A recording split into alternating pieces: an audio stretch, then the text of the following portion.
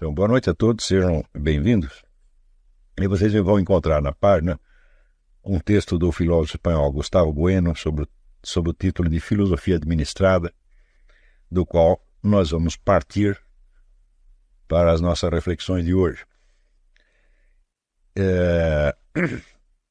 Eu queria lembrar a vocês que o espírito deste curso é menos dar tudo mastigadinho e dar assim o caminho das pedras, dizer, com todas as indicações bibliográficas, etc., do que infundir em vocês uma espécie de inspiração, para que as pessoas adquiram aos poucos um movimento próprio e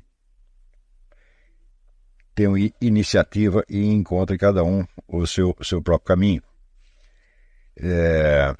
Não obstante, é uma série de exigências mínimas que nós fazemos aqui, e a primeira que nós colocamos foi com relação ao domínio da linguagem e à cultura literária. Isso é absolutamente imprescindível. Aqueles que estão, por exemplo, hoje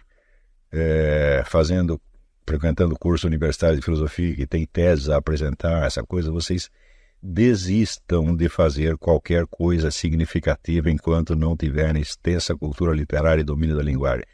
Desistam. Se você não domina a linguagem, o seu pensamento é tosco. Se será sempre. Você pensa que está dizendo uma coisa, mas não está. Você confunde, vamos dizer, impressões subjetivas com expressões. Você pensa que está expressando alguma coisa, mas não está. O processo de formação de um conceito filosófico é uma das coisas mais complexas que existem. Você sempre vai ter que partir de impressões que você teve e ir trabalhando essas impressões sobre vários aspectos, sobre vários ângulos, até que você consiga discernir nelas uma estrutura permanente, e é esta estrutura permanente que você vai expressar num conceito filosófico. Se você, quer dizer, ao ler os textos filosóficos, você não é capaz de fazer o trabalho contrário, quer dizer, você remontar desde o conceito formal até, vamos dizer, as impressões originárias das quais aquele conceito se originou, você não está entendendo do que está falando. Você está se movendo numa esfera de troca de palavras. Você pega troca um conceito por outro conceito, por outro conceito, e tudo está se movendo na superfície. Assim, isto é, vamos dizer, para os fins de um trabalho universitário, hoje isto é mais do que suficiente, porque o seu professor também, em geral, não tem senão uma compreensão verbal das coisas. Os professores de filosofia no Brasil, na sua totalidade, são pessoas que nunca fizeram um trabalho de aprofundamento, perguntar para si mesmos: eu estou realmente entendendo esta coisa? Aqui, objetos da experiência real, este conceito se refere. Aqui, estados interiores, ele se refere, e assim por diante. Nunca fizeram essa pergunta, e nem mesmo imaginam que isso existe. Então, você está se movendo na esfera dos trabalhos escolares. Os trabalhos escolares são feitos apenas para você cumprir uma exigência disciplinar, uma exigência burocrática, né? E você receber, no final de contas, um atestado dado por um ignorante de que você está habilitado a continuar repassando a mesma ignorância de geração em geração. Isto aí, vamos dizer, é exatamente o que se chama a cultura livresca. Livresca é uma cultura que se refere somente a palavras, que não tem coisas por trás. Agora, para piorar as coisas, para dar a isso um caráter trágico, essa compreensão puramente verbal das coisas foi sistematizada e teorizada através do desconstrucionismo.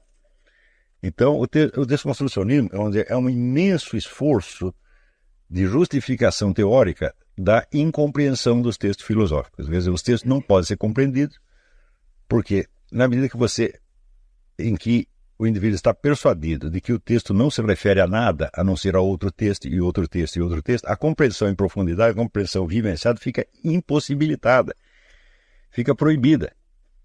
Então, quando o indivíduo não entende o texto, o que acontece é exatamente que ele não consegue relacionar, vamos dizer, palavra com realidade, com experiência vivida.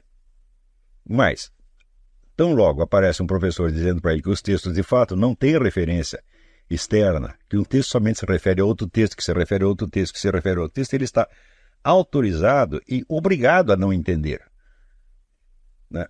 Sobretudo os textos da filosofia antiga, né? Vocês viram que Na língua grega, eu estava lendo isso outro dia mesmo no Xavier Zubiri, na língua grega você não tinha um verbo que equivalesse ao que nós hoje chamamos de saber determinado. Você tinha várias palavras, umas 20, que expressavam diferentes gamas de significado do saber. Você não tinha um termo genérico, saber, tá certo?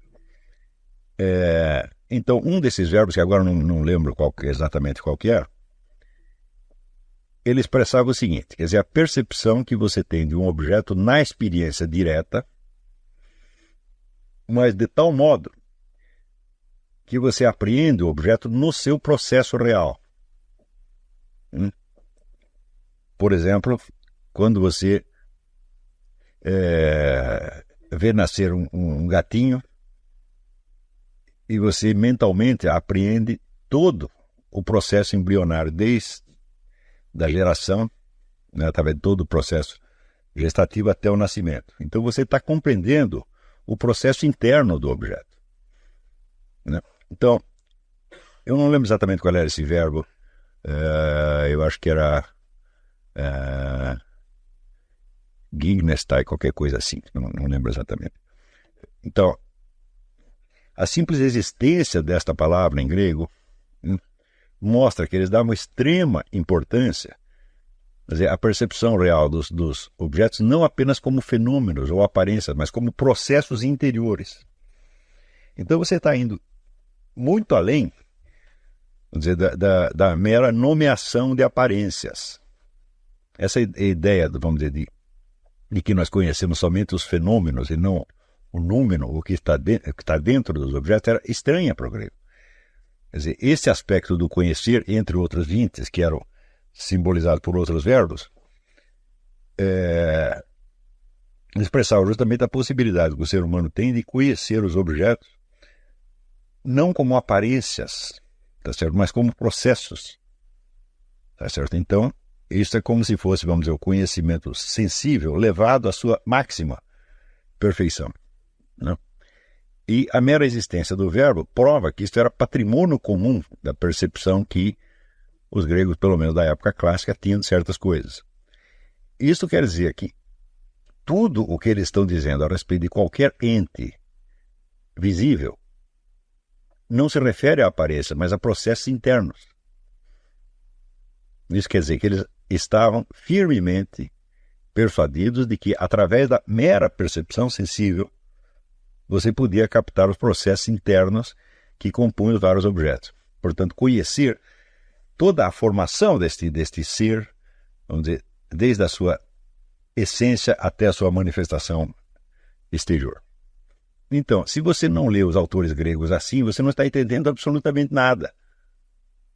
Agora, se você lê o texto grego acreditando que ele simplesmente se refere a outro texto, que se refere a outro texto, que se refere a outro texto, então, adeus gatinho, você não vai perceber gatinho, nada do gatinho. Tá certo? Então, se esse método desconstrucionista já é um desastre para lidar com os textos atuais, para lidar com textos antigos, especialmente gregos, quer dizer, ele é um método realmente de não entender nada. Quer dizer, você lendo um texto, você vai somente pegar as referências que há entre um discurso e outro discurso. Mas os gregos não falavam assim, né? Quer dizer, a referência a entes da natureza era imediata para eles. Então, quer dizer, se nós não temos esta recapitulação memorativa das impressões que nós tivemos dos objetos e, sobretudo, da captação profunda que nós tivemos desses objetos, então não entendemos uma palavra do que o grego está falando. Por exemplo, se uma pessoa chega para você e lhe diz alguma coisa e você capta na relação entre o discurso e a aparência, gesto, olhar, etc., você capta a intenção. Você sabe o que aquela pessoa está querendo. Tá certo? Essa intenção pode ser uma coisa muito sutil, às vezes ambígua, mas é claro que se nós não tivéssemos essa capacidade de aprender essas coisas, toda a convivência humana seria impossível. Quer dizer, que se nós tivéssemos que captar as palavras das pessoas apenas pelo seu significado dicionarizado ou pela sua referência a outras falas, nós não poderíamos conviver com ninguém. Quer dizer, o simples fato de que existe uma conexão entre a expressão falada e a comunicação não verbal já torna impossível que nós apliquemos na nossa convivência diária os preceitos do desconstrucionismo. Eu não posso, nada do que me dizem na convivência real, nada do que nossos familiares, nossos amigos, nossos colegas, ou pessoas da rua nos dizem, nada pode ser interpretado apenas como discurso. Nunca pode. Existe sempre a referência, vamos dizer, a um processo profundo que está se evidenciando no discurso, mas não somente no discurso, que também está apoiado em toda a comunicação não verbal, está apoiado numa referência ao mundo exterior. É isso? Então, por exemplo, você está dirigindo na rua e de repente vê um motorista e te xinga. Você instantaneamente entende que você o atrapalhou de alguma maneira. É isso? Você passou na frente dele, você barrou a ele o acesso a algum lugar onde ele queria entrar, e assim por diante. Isto não está dado nas palavras. Isto é uma situação física que aconteceu. Se você não é capaz, vamos dizer, de instantaneamente reconstruir a situação física que criou no indivíduo aquela reação e que ele está expressando para você, então significa que você não está entendendo o que ele está dizendo. Esse não entender, quer dizer, essa redução da comunicação à mera verbalidade, constitui um sintoma psiquiátrico gravíssimo, que às vezes é chamada despersonalização epilética. Quer dizer, o indivíduo não entende o que você está falando, ele não capta. E isso torna a sua convivência social absolutamente impossível. Então, este sintoma é o que está sendo inoculado nas pessoas através desses hábitos desconstrucionistas. Quer dizer, o desconstrucionismo é uma estupidez sistematizada. E isso acabou dominando o panorama do ensino universitário no Brasil. Então, quer dizer, antes os camaradas já não entendiam nada, já eram meio burrinhos. Agora, como tem uma justificativa teórica para ser burro, falar agora se tornou invencível. Então aí entra naquilo que a Igreja Católica chama de ignorância invencível. E um dia vocês vão ter que escolher se vocês querem, vamos dizer, ser aprovados por este meio, onde as pessoas estão todas infectadas desse vírus, e você quer tornar-se como elas para você poder ser aceito, ser um professor universitário, sentir-se igual aos outros, sentir-se apoiado pelo meio, etc, etc. Você vai ter que optar entre isto ou você entender os textos filosóficos. Não tem meio termo. Infelizmente não tem meio termo. Porque aí, vamos dizer, essa escolha entre a cultura efetiva e o papel social, bom, seria ótimo se não houvesse isto, Seria ótimo se, ao contrário, a sua aquisição do seu papel social desejado, de professor, etc., etc., fosse alcançada através da compreensão profunda dos textos, como foi em outras épocas. Não é isto? Mas, infelizmente, hoje, sobretudo no Brasil, você tem que escolher entre uma coisa e outra. Tá certo? Então, aqueles que estão aí na universidade fazendo tese, etc., saibam que o que lhes será exigido nessa universidade é muito pouco. Não se exige uma compreensão profunda dos textos. Exige apenas a capacidade de manipular certas palavras de modo que você esteja falando na linguagem deles. E essa não foi uma linguagem feita para ser compreendida. A noção da compreensão não existe ali. Então,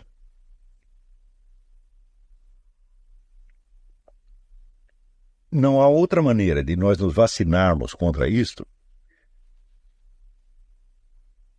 senão nós nos imbuirmos do verdadeiro sentido da linguagem, não no nível em que ela é usada universitariamente, mas no sentido em que é usada ao longo de toda a história da cultura humana. E a aquisição da cultura literária consiste exatamente em você aprender como certos escritores conseguiram expressar certas impressões reais que eles tiveram. Em geral, essas expressões, elas condensam experiências humanas que, evidentemente, não são particulares daquele indivíduo, são impressões que podem ser vivenciadas por milhões de pessoas, mas que na literatura aparecem como registradas pela primeira vez.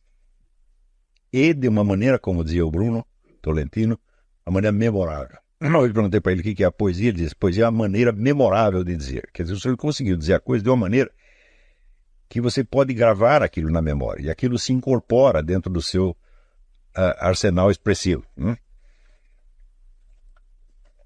Se incorpora, evidentemente, como instrumento de, dizia Benedetto Croce, expressão de impressões. Ou seja, quando você tiver uma impressão análoga, aquele esquema criado pelo poeta, pelo artista, ajuda você a dizer as coisas, às vezes não com as mesmas palavras, você vai ter que fazer uma certa adaptação, tá certo? Mais ainda, na medida em que você repete literalmente ou alteradas essas expressões conquistadas pelos grandes escritores, você dá à sua impressão pessoal, à experiência pessoal que você teve, uma ressonância histórica e cultural, mediante a analogia que ela tem com experiências anteriores expressadas por outros poetas. Se vocês pegarem, por exemplo, ali onde eu escrevi o prefácio do livro Imbecil Coletivo, no último parágrafo, eu uso como quem não quer nada 5 ou 6 expressões parecidas com versos ou sentenças famosas da literatura universal. Então o que eu estou fazendo? Eu estou encaixando a minha experiência dentro de uma tradição. Então, se nós olhássemos a coisa numa perspectiva desconstrucionista, então eu estaria dizendo apenas aquilo que os outros já disseram. Acontece que, como eu estou misturando 5 ou 6 frases diferentes, então, e elas são realmente diferentes, eu não posso estar repetindo, porque eu estou tentando expressar uma impressão que eu tive na linguagem de outras pessoas. Na linguagem que foi preparada por uma tradição. É na medida em que você consegue encaixar a sua experiência pessoal numa tradição histórica, é que você entende essa experiência. Não existe, já Aristóteles dizia, não existe entendimento, não existe compreensão do singular absoluto. Quer dizer, aquilo que não tem analogia com nada, aquilo que é totalmente sui generis, você realmente não entende. Você pode apenas narrar ou expressar de alguma maneira. Na hora que começam a aparecer as analogias, então você começa a situar aquela experiência dentro dos seus análogos históricos e você começa a poder raciocinar a respeito. Ou seja, a expressão da impressão é o primeiro requisito para a compreensão. Se a nossa atividade pensante, raciocinante, perde contato com a impressão primeira e com o processo de transformação da impressão em forma linguística, então nós estamos falando a respeito do nada. Nós estamos apenas trocando palavras por outras palavras. É como se fosse, vamos dizer, um jogo de baralho. No jogo de baralho existem várias combinações possíveis das cartas. Nenhuma daquelas combinações tem nada a ver com nenhuma situação real. Por exemplo, se você, sei lá, está jogando pôquer, você colocou lá 3 reis. A que isto corresponde na vida real? Não corresponde a nada. Corresponde somente a outros jogos possíveis, a outras combinações possíveis dentro do mesmo jogo. É isso? Então,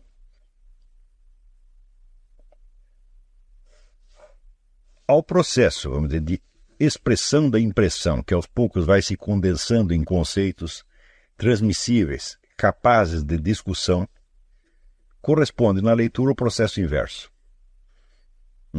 Quer dizer, você remontar desde o conceito definido e até dicionarizado, até as impressões que originaram.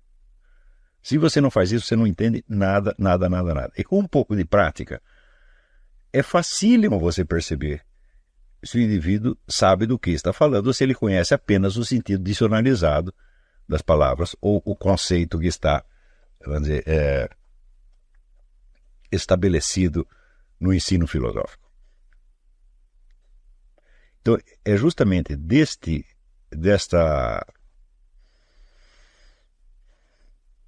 limitação, dessa deficiência puramente verbalista, é que eu gostaria de libertar vocês de uma vez para sempre.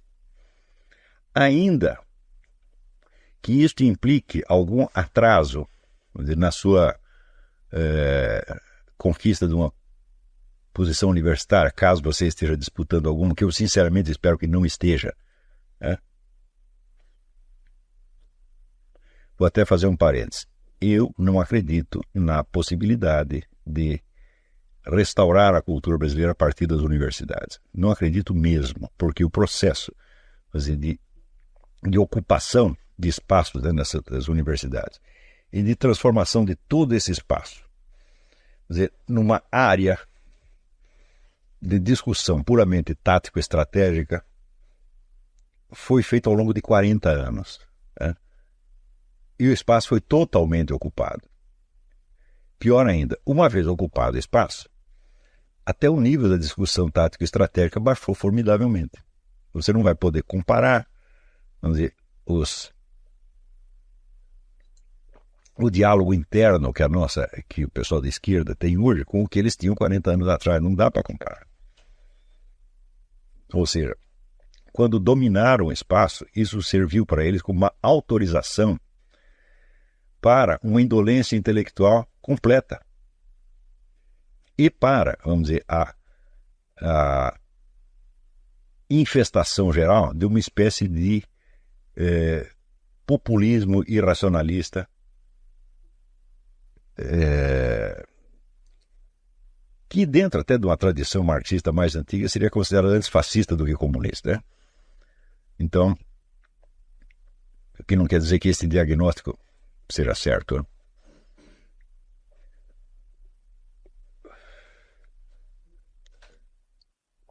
Quando nós vemos hoje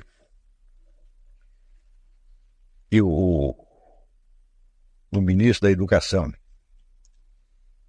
que diz cabeçalho em vez de cabeçalho será substituído por outro que escreve Getúlio com LH, e que se trata de duas pessoas que têm posições altas no meio universitário, você vê que a situação passou, vamos dizer, do ridículo para o temível. Porque era ridículo no instante em que uma outra pessoa cometia esses erros e exibia o seu analfabetismo. Quando isso se espalhou por todo o meio universitário e se tornou, de certo modo, obrigatório, tá certo? Então você vê que esta ignorância e estupidez se transformou num poder, numa força física que ocupa realmente o espaço, determina as vidas de milhares de pessoas, cria ou desfaz carreiras, etc, etc. E você vê que você não tem meio de você quebrar isso aqui. Então esta ideia de que alguns têm a ideia, não, mas eu vou entrar lá, eu vou ficar quietinho, vou galgando posições lá dentro, e depois vou exercer uma influência. Isso é perda de tempo. Isso vamos dizer, é total ilusão. Só seria possível obter algum resultado eficiente no esforço de mutação do estado de coisas nas universidades se houvesse uma ocupação de espaço coletiva, como o pessoal do Partido Comunista fez a partir dos anos 60. Então não era um indivíduo que entrava lá para fazer uma carreira e ficar isolado no meio de 50. Não, entravam os 50 de uma vez. E isto, meus filhos, eu não vou planejar isso aqui. Isto aqui não é um movimento político. Eu não vou treinar vocês para a ocupação de espaços. Nós temos mais o que fazer.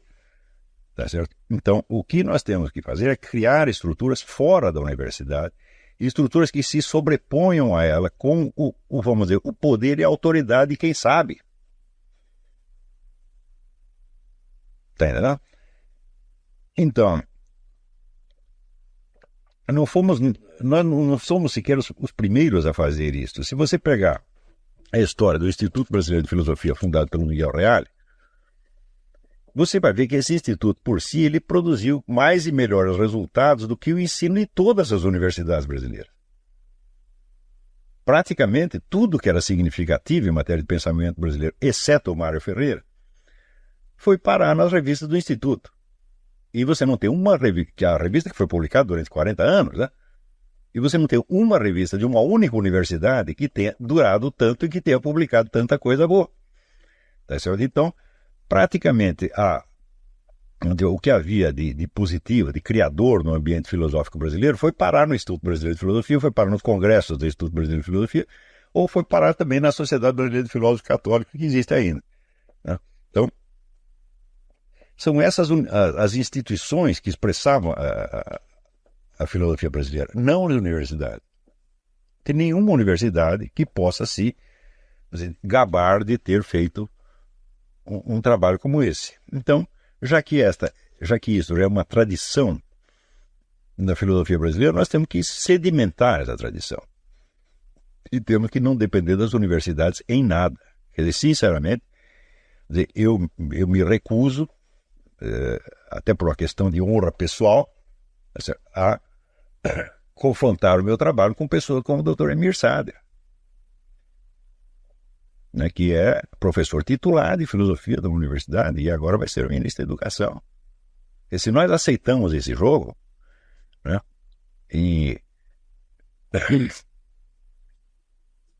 então, de fato, nós estamos perdendo todo o contato com a nossa consciência efetiva. Nós estamos trocando o nosso eu verdadeiro por um papel social.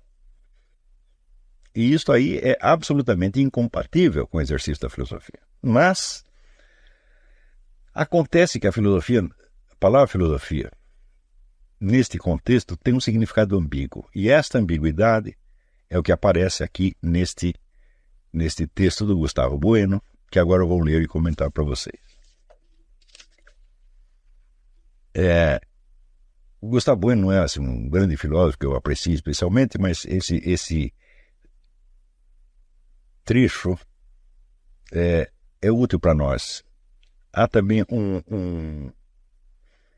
alguns artigos que o Julián Maria escreveu sobre o mesmo assunto, que são até melhores, mas esse aqui condensa melhor a coisa, então eu escolhi esse aqui.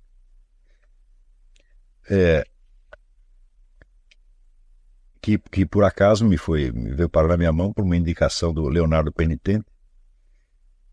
Ele me mandou um link de uma página em espanhol e tinha exatamente esse texto aqui. Falei, bom, então os artigos do Julián Maria são muito compridos, mas esse aqui condensou o negócio.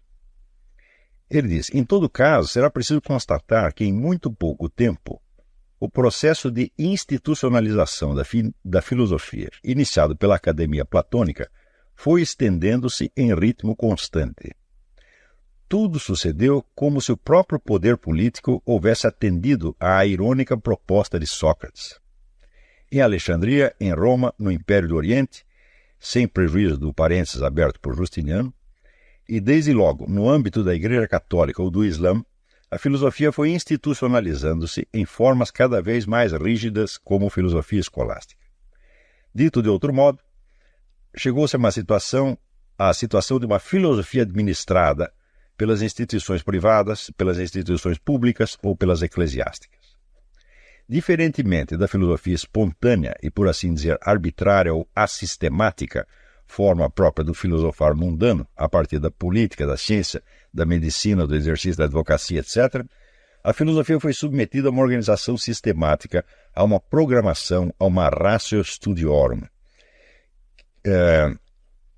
que não teríamos tampouco por que desqualificar a priori desde o ponto de vista filosófico. Pelo contrário, a filosofia administrada, como resultado de uma dialética própria, terá contribuído decisivamente para que se alcançasse o rigor e a precisão nas análises das ideias que a história trouxe até nós e que são inalcançáveis em sua vida mundana. Mas, simultaneamente, a tendência da filosofia administrada a isolar-se da filosofia mundana do presente, que é sempre a sua fonte, e a tendência a recolher seus interesses, a apegar seus interesses da administração que a incorporou a seus fins próprios, orientará sua evolução em direção a formas anquilosadas e a converterá em veículo meramente ideológico, ainda quando tampouco se reduza de modo algum a esse serviço. Não se pode esquecer que essa série de grandes filósofos que são considerados habitualmente como os fundadores da filosofia moderna, Francis Bacon, Descartes, Spinoza, Leibniz, etc., atuaram à margem da filosofia administrada, concretamente à margem da universidade. Nem Bacon, nem Descartes, nem Spinoza, nem Leibniz foram filósofos universitários. Então, eu acho que algum exagero no começo aqui deste texto, porque quer dizer, a Academia Platônica não era um órgão que estivesse ligado ao Estado e nem a alguma entidade fora dela mesma. Ela é uma entidade autônoma. A Academia Platônica mais se parecia com o Instituto Olavo de Carvalho e com a USP. Tá certo? Era apenas um grupo de pessoas interessadas. Tá certo? E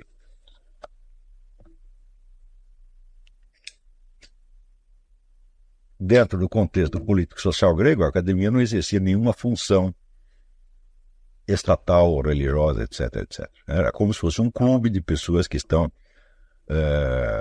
interessadas na busca do conhecimento e que acreditam que ali o mestre que está à disposição, Platão, era o sujeito adequado para lhes abrir esse caminho. De qualquer modo, você vê ali um princípio de organização. Esse princípio de organização também se observa depois no Liceu Aristotélico, tá certo? O qual também não tinha nenhuma função político-social determinada. Porém, alguns séculos depois, a Igreja Católica assume a função de dirigir o ensino da filosofia. Tá certo? Por quê? Isso acontece pelo simples fato de que o desenvolvimento da teologia católica teve de se expressar mediante termos que ela colhia da filosofia grega. Ou seja, os teólogos católicos não tinham uma terminologia própria, não tinham um corpo de conceitos pronto, tá certo? No qual traduzir, vamos dizer, em teses explícitas o conteúdo que podiam discernir no texto da revelação. Então tiveram que apelar àquele arsenal filosófico grego e isso trazia naturalmente ao primeiro plano do interesse geral as relações entre teologia e filosofia.